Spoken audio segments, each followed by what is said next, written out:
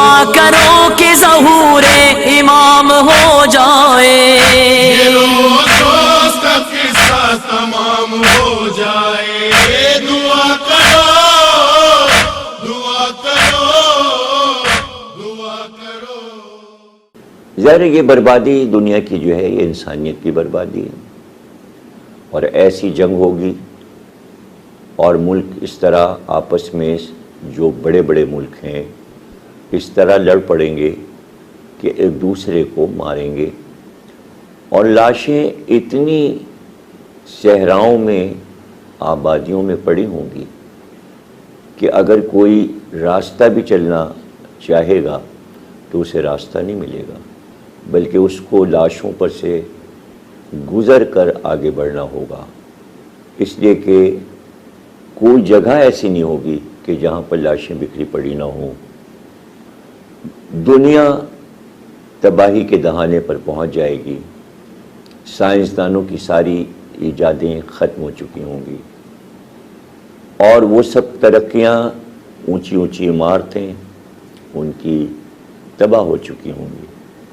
قرآن نے اس کی خبر دی ہے کہ وہ اس طرح زمین دوز ہو جائیں گی بلند عمارتیں کہ جیسے بجری کو کوٹ کر زمین پہ بکھرا دیا گیا ہو۔ نہ وہ دماغ رہیں گے، نہ وہ سائنسداں رہیں گے، نہ وہ اسلحے رہیں گے، نہ وہ جو ہم دیکھ رہے ہیں ٹیلی ویژن ہے، ٹیلی فون ہے، موبائل ہے، یہ ساری مشینیں برباد ہو چکی ہوں گی، اور ایک نئے سرے سے دنیا کو آباد کیا جائے گا۔ تو جس طرح پہلی بار دنیا آباد ہوئی تھی کہ انسان گھوڑے پہ بیٹھتا تھا اور تلوار استعمال کرتا تھا، تو اب ظاہر ہے کہ امام مہدی کے پاس تلوار ہوگی اور گھوڑا ہوگا، اور اسی پر ہوں گے ان کے سپاہی، سب گھوڑوں پہ سوار ہوں گے، ہاتھوں میں تلوار ہوگی۔ امام مہدی کی کوئی چیز برباد نہیں ہوگی، اس لیے کہ وہ اللہ بھیجے گا، ان کے پاس اللہ کی بھیجی ہوئی تلواریں ہوں گی۔ پھر جب ہم انبیاء کے معجزات پڑھتے ہیں تو ہم کو یہ یقین رکھنا چاہیے کہ امام مہدی کو اتنے معجزات اللہ عطا کرے گا، اور وہ معجزات امام مہدی کے ساتھیوں کو بھی مل جائیں گے، اور جہاں پر بھی امام مہدی کے لوگ لشکر میں شریک ہونا چاہیں گے، وہ گھر بیٹھے امام مہدی کو صرف اپنی ہتھیلی پر ہاتھ اٹھائیں گے تو ہتھیلی میں ان کو نظر آ جائے گا اس وقت امام مہدی کہاں ہیں۔ روشنیوں کے ساتھ وہ سارے مناظر اپنے ہاتھوں پہ دیکھیں گے، اور جب وہ ارادہ کریں گے کہ ہم امام مہدی کے لشکر میں پہنچ جائیں تو ان کا ایک قدم گھر میں ہوگا اور دوسرا قدم وہاں ہوگا جہاں امام مہدی ہیں۔ جب آپ کے سمجھ میں یہ باتیں آ جائیں گی کہ اللہ جو حکومت قائم کرے گا وہ انسانی حکومت نہیں ہوگی، بلکہ اللہ اس حکومت کو اپنی حکومت کہتا ہے، اس لیے اس نے بار بار کہا ہے مالک یوم الدین، ایک دن آنا ہے جو دین کا دن ہوگا، اللہ کا دن ہوگا۔ اور قرآن میں اس پر تفصیل سے گفتگو ہوئی ہے کہ تم کچھ بھی کر لو، اللہ کہہ رہا ہے کہ تم کچھ بھی کر لو، ہماری نافرمانی کر لو، لیکن ہم ایک دن لائیں گے اور تمہیں دکھائیں گے کہ خدائی حکومت کیسی ہوتی ہے، اللہ کا نظام کیسا ہوتا ہے۔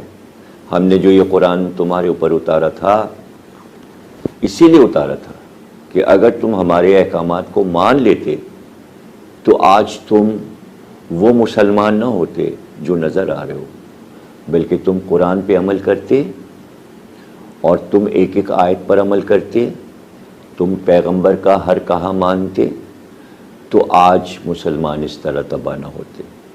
لیکن چونکہ اللہ نے یہ کہا کہ ہم نے جبر سے دین کو نہیں منوانا چاہا، ہم نے چونکہ تمہاری مرضی پہ چھوڑ دیا کہ تم خود ہماری عبادت کرو، ہم نے تم پر چھوڑ دیا کہ تم خود سے قرآن سمجھو، تو تمہاری عقل، تمہارا نفس جو فیصلہ کر رہا تھا تم نے وہ فیصلے کیے۔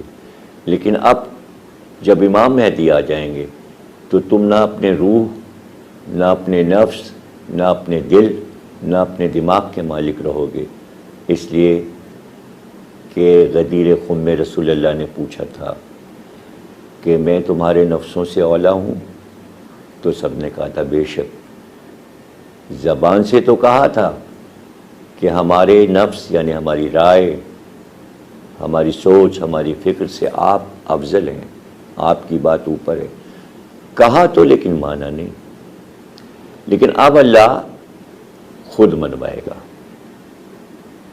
اب اللہ اپنی مرضی سے نظام چلائے گا. ابھی تک تو انسانوں پہ اس نے چھوڑ دیا، وہ انسانوں کے معاملات میں بولتا ہی نہیں. امر الہی بس ایک اعلان ہے، ظلم کرو گے تو اس کا انجام برا ہوگا. ظاہر ہے کہ یہ ظلم بڑھتا چلا جائے گا دنیا میں، اور جب ظلم اپنے بالکل عروج پہ پہنچ جائے گا تب امام مہدی آ جائیں گے. اور حدیث یہی ہے کہ ظلم کو ختم کر دیں گے اور پوری دنیا کو عدل و انصاف سے بھر دیں گے، اور یہاں تک کہ جانور تک تابع ہوں گے، پرندے بھی تابع ہوں گے. دنیا کی ہر شے امام مہدی کے تابع ہوگی، چاہے وہ ہوا ہو، آگ ہو، مٹی ہو یا پانی ہو. بلکہ آسمان کے سیارے، ستارے. اور سب سے بڑی پیشین گوئی امام مہدی کی آمد کی یہ ہے کہ ابھی تو مشرق سے سورج نکلتا ہے، لیکن جب مغرب سے سورج نکل آئے تو بس سمجھ جانا کہ اسی دن امام مہدی کا ظہور ہو گیا. تو یعنی اپنی فطرت کو، کائنات کے نظام کو اللہ تبدیل کرے گا. اس تبدیلی سے پوری دنیا تبدیل ہو جائے گی. آج مشرق سے جو سورج نکلتا ہے، سورج کے جو فوائد مشرق سے نکلنے سے ہو رہے تھے، وہ ان فوائد کو اور بڑھا دے گا مغرب سے سورج نکال کر. ابھی مشرق سے نکلتا ہے، مغرب میں ڈوبتا ہے، لیکن اللہ مغرب سے سورج نکالے گا اور مشرق میں ڈوبے گا. اس کے معنی پورا نظام چینج ہوگا، بدلے گا. اور یہ جتنے ہم سیارے، ستارے، آج بڑے بڑے سائنسداں بیٹھے ہوئے اپنی دوربینوں سے اس پہ ریسرچ کر رہے ہیں، اور ہم ان کو چھوٹے چھوٹے چمکتے ہوئے ستارے دیکھتے ہیں. یہ بڑی بڑی دنیایں ہیں، اس میں کئی کروڑ ستارے اور سیارے ہمارے سورج، جو سورج ہمارے یہاں نکلتا ہے اس سے بھی کئی گنا زیادہ بڑے ہیں.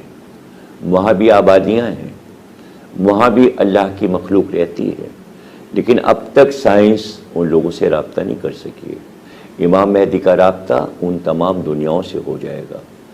یہ خالی ستارے اور سیارے جو پڑے ہوئے ہیں وہاں بھی آبادی ہو جائے گی اور دوبارہ دنیا شروع ہوگی. اس کی مثال کوئی کہے کہ بھئی یہ سب آپ نے کیسے کہا، کیا دلیل ہے؟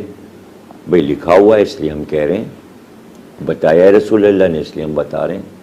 لیکن قرآن سے دلیل سامنے کی بات ہے کہ جب طوفان نوح آیا تو پوری دنیا برباد ہو گئی، سب تباہ ہو گیا. نئے سرے سے حضرت نوح کے 3 بیٹے سام، حام اور یافس، کل اتنے لوگ بچے تھے. کتنے لوگ بچے تھے؟ 72 لوگ بچے تھے، اور وہی دنیا کو آباد کر رہے تھے. اب آج جو دوبارہ دنیا آباد ہوئی تو وہ طوفان نوح کے بعد آباد ہوئی. تو ہم ایک ایک ملک کی اگر آبادی دیکھیں کہ ٹوکیو کی آبادی کیا ہے، نیو یارک کی آبادی کیا ہے، دور کیوں جائیں، کراچی کی آبادی کیا ہے، 2-2 کروڑ کے شہر ہیں. تو جب طوفان نوح آیا تھا یہ کروڑوں لوگ کہاں تھے؟ نہیں تھے.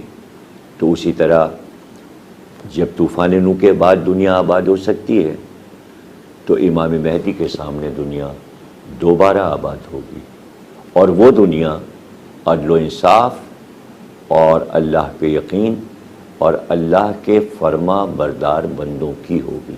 دعا کرو کہ ظہور امام ہو جائے، یہ روز کا قصہ تمام ہو جائے.